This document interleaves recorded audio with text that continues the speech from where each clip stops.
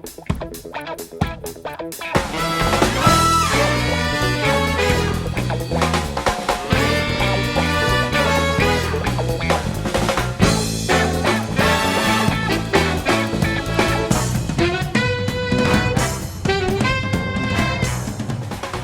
essere pronta, piccola nana!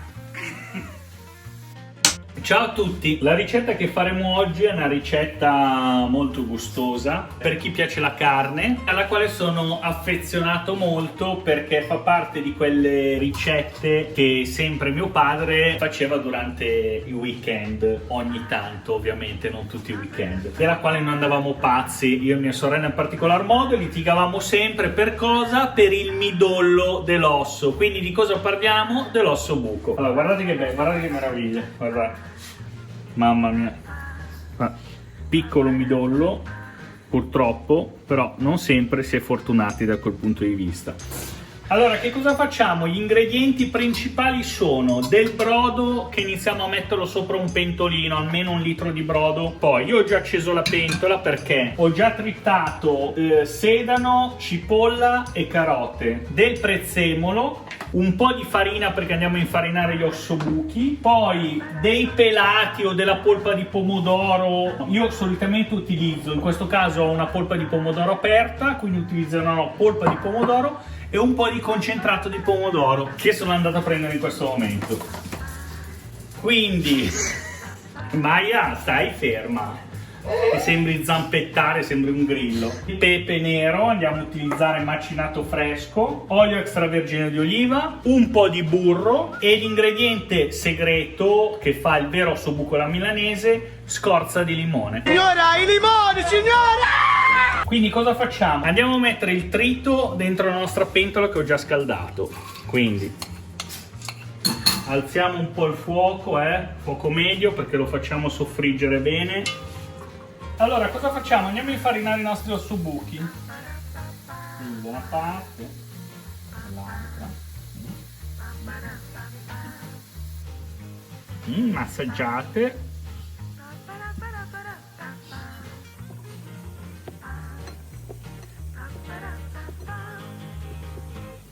Ecco qua. Sono pronti. Andiamo a mettere gli ossobuchi nel nostro soffritto. Li adagiamo, spostiamo un attimo il soffritto, li facciamo dorare da una parte e dall'altra e poi li giriamo.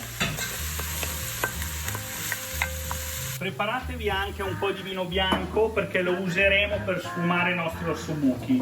Allora, sfumare mi è saltata la capsula.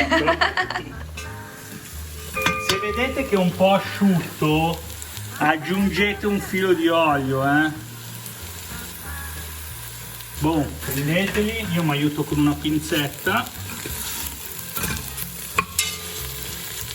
facciamo dorare un attimino, aggiungiamo il prezzemolo,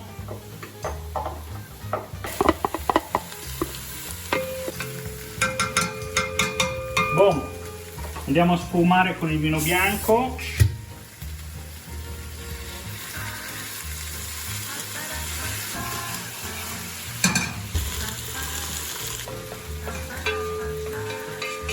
Ora cosa facciamo? Andiamo ad aggiungere la nostra passata di pomodoro. Allora, solitamente si mette una scatola di pelati, ok? O di polpa. E poi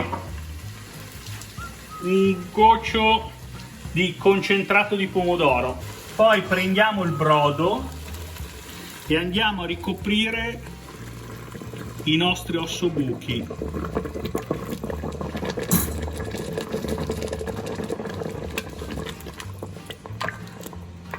Ecco una cosa che, figurati se io non mi devo dimenticare qualcosa, che mi sono dimenticato di dirvi, venite a vedere che così almeno c'è l'occasione per spiegarvi. Vedete che il vostro ossobuco si incurva?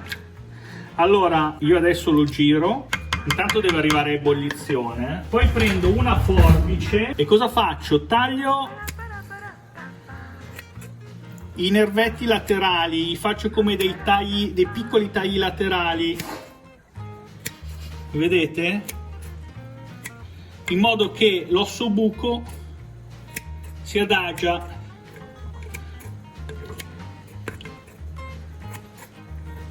ma proprio ai lati, fatti come dei taglietti. Boh. Ora lo portiamo a ebollizione. Nel frattempo cosa aggiungiamo? Aggiungiamo un po' di pepe nero,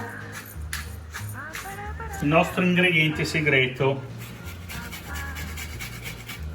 Allora, un limone è troppo, secondo me, perché comunque il sapore della scorza deve essere un retrogusto nell'ossobuco. Però dipende a chi piace di più, a chi piace di meno. A me piace molto personalmente, proprio perché dà quella freschezza e quel sapore tipico proprio dell'ossobuco alla milanese. Quindi dopo che avete aggiunto un po' di scorza, cosa fate? Lo girate bene.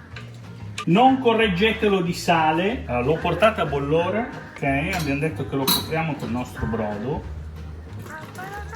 L'importante è che siano completamente coperti. Prendete il coperchio e lo chiudete a fuoco basso, molto basso, tant'è che ora io cosa farò? Dal fuoco più grande lo trasferisco al fuoco piccolo, lo metto al minimo. E vi domanderete, ma per quanto lo facciamo andare l'ossobuco?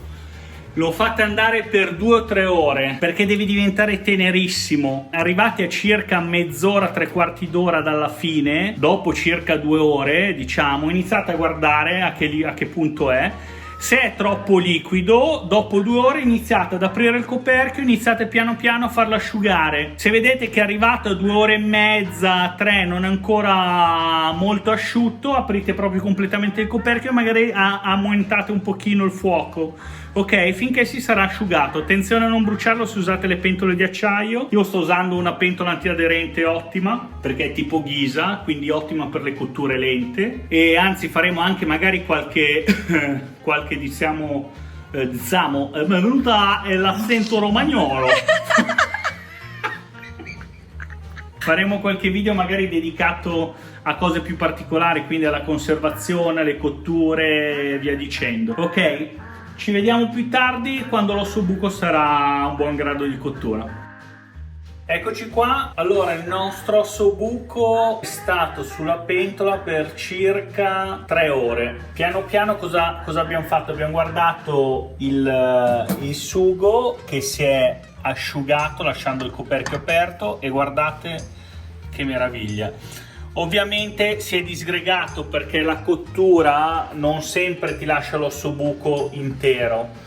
Quindi in questo caso girandolo anche si scompone. Però adesso lo andiamo a ricomporre nel piatto e vedrete che è una meraviglia, veramente. Io l'ho già assaggiato ed è uno dei piatti più buoni, regionali, italiani che sia mai stato inventato. Come vedete è già finito. No, allora... no, vabbè.